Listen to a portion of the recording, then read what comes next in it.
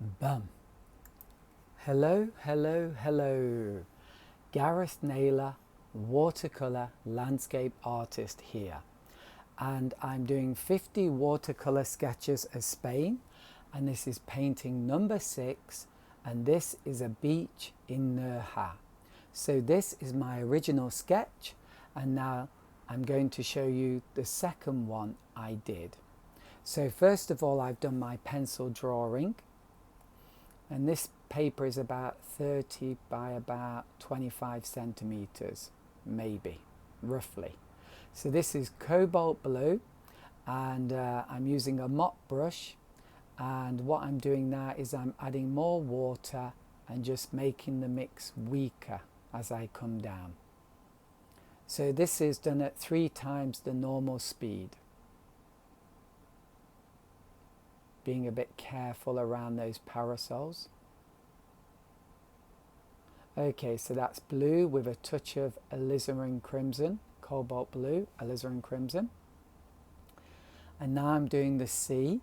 So this is a dry brush effect. So I probably wipe my brush on my rag a bit to get rid of excess water. And really you should practice this technique on some scrap paper to make sure that you're going to get the dry brush effect. It can be a bit difficult. Okay, so now I'm not sure what I'm doing. Oh, I've got my big bamboo brush, and I'm mixing cobalt blue and burnt umber. Oh, and a little yellow ochre and a bit more burnt umber. And this is the beach, and again, dry brush effect. I think I chose this bamboo brush because it's easier to do the dry brush effect with a bamboo brush than a mop brush. Now I'm using alizarin crimson and cobalt blue, no, phthalo blue and alizarin crimson, and I'm adding it to this brownie mix to give me a darker colour, and then just blending that in.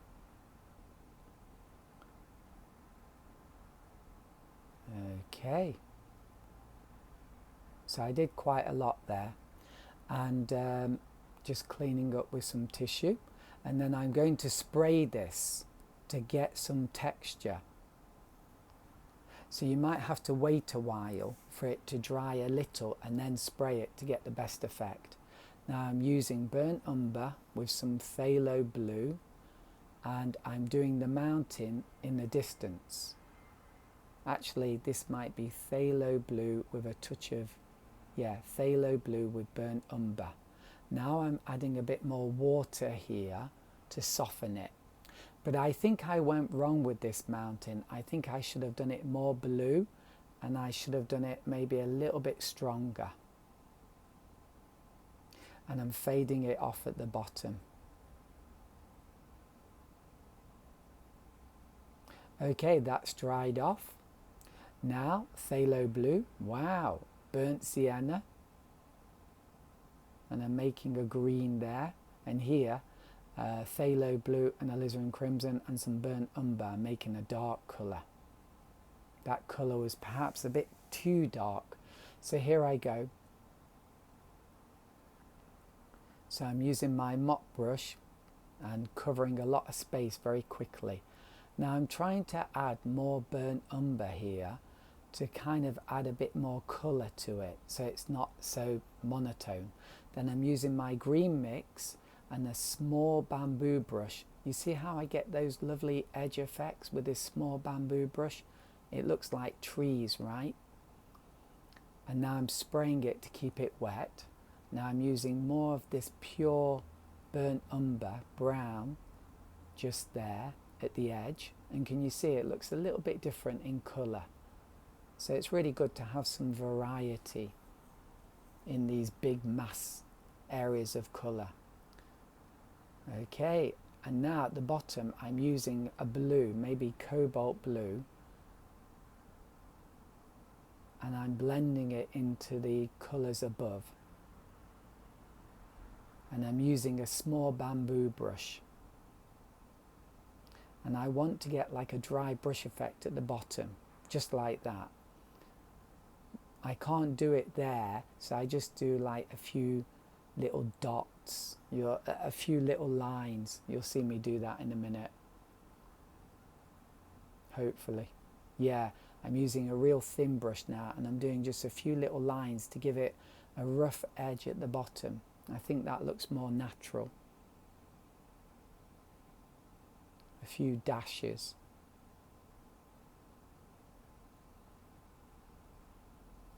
Little tiny white gaps where you could have waves hitting the rocks or whatever. Then I spray it and I turn it upside down and I just blend it together a bit better, and I just want these different colours to mix together and create nice pattern, which I think happened when you look at this dried version. So now I'm mixing up some cobalt blue, maybe, alizarin crimson and burnt umber, and I'm going to do the shadow on these parasols first.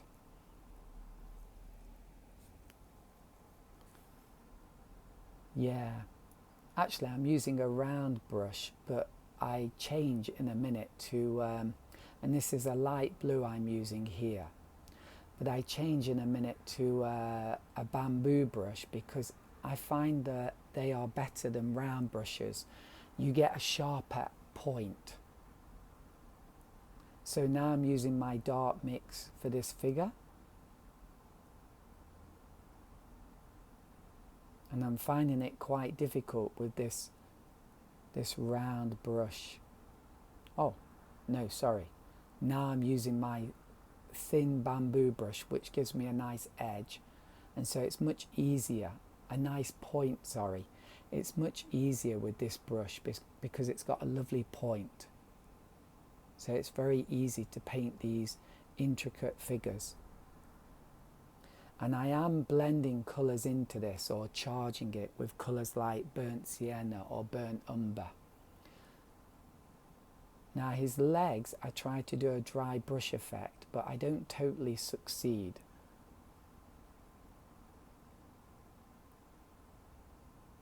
So I'm trying to do dry brush, but it doesn't work exactly like I wanted it to. My mix was too wet, so I used my finger just to make it a bit fainter. And I made a mistake there. I just wet it and picked it up with some tissue. Okay, and then moving on to some other figures under the parasols. So I just did this from imagination. Tried to imagine figures reclining in deck chairs. And here I used a bit of blue, turquoise blue, and just blending these colours. And here I'm using maybe a bit of yellow ochre. And then I'm just painting some objects like towels and bags and things like that. Okay, you see what a lovely thin line you can get with these bamboo brushes? Okay, and then another figure reclining in a deck chair. And some bags.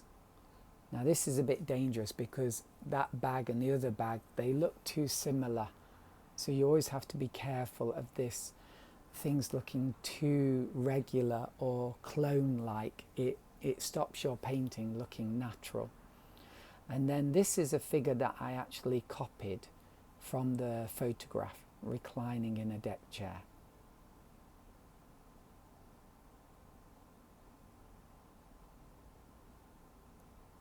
And at a slightly different angle. And here's a woman with a hat.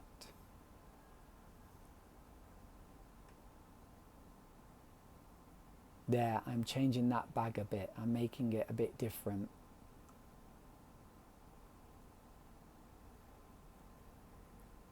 Okay, the arms and the hands are always quite difficult to paint. It's always a good idea to, when you're out and about, to be looking at people's arms and their hands and try to see them as shapes and think about how would I paint that? What would it look like? Would it look like a square object, or rectangular, or a slightly curved rectangle? Okay, now I'm adding red to the hat, and then I'm darkening under the hat. So I'm just adding some colours. Bit of blue there, just to make them look more interesting.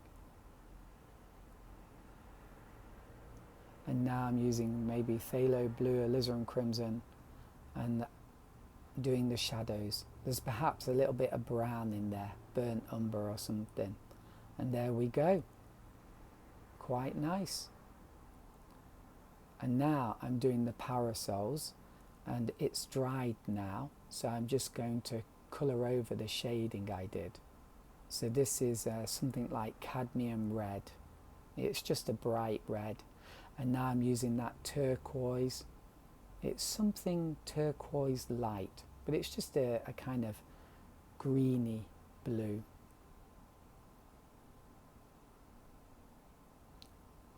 And just reinforcing that, going over it again with red.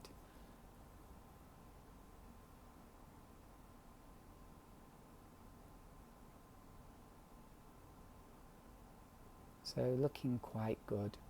And then I'm just using some of my dark mix. Is that dark? Ah, a dark grey. And I'm just going to do like little waves. I wanted dry brush effect. That wasn't dry brush, so I just wiped it up quickly with some tissue. Here I go. Now you can see I'm getting a dry brush effect. I think I overdid this. Maybe I should have stopped about there, but I continued.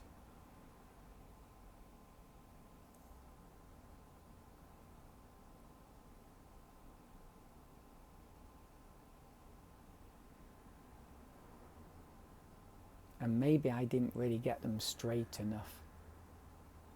But still, looks quite nice.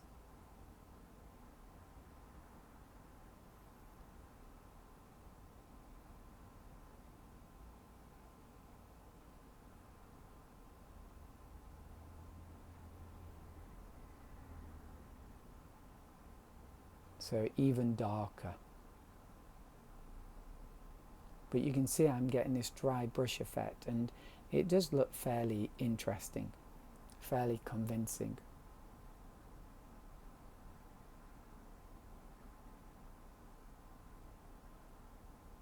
And I'm using my bamboo brush again. I really like it. I think it's much better than a round brush.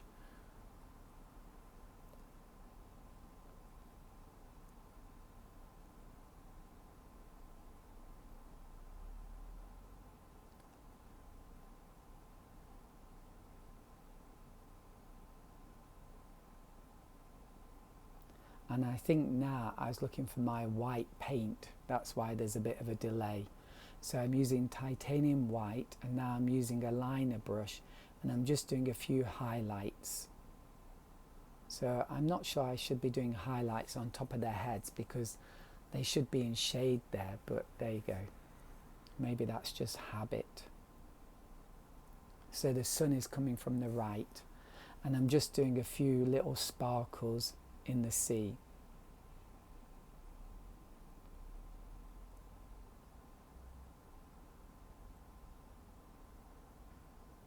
And it's important not to overdo that.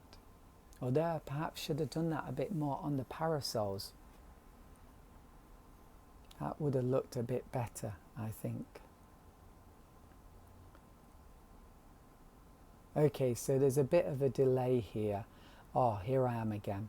I'm using my mop brush. I want to soften that mountain in the distance, but the problem is my mop brush, well, the water I'm using is dirty, and I should have used pure water. The other problem is if the water touches that kind of rocky cliff in the foreground, it's going to move or shift the paint there, and that's going to be difficult to correct. So I should have, when I first painted this mountain in the distance, after it had dried, then I should have softened it. So what I'm trying to do now is wipe up the excess water and also soften the line, the edge of that distant mountain. And it's okay, but the sky looks a tiny bit messy, tiny bit.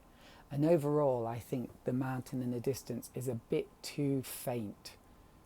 I think it would have been better if it was a bit bluer and a bit more prominent, a bit stronger.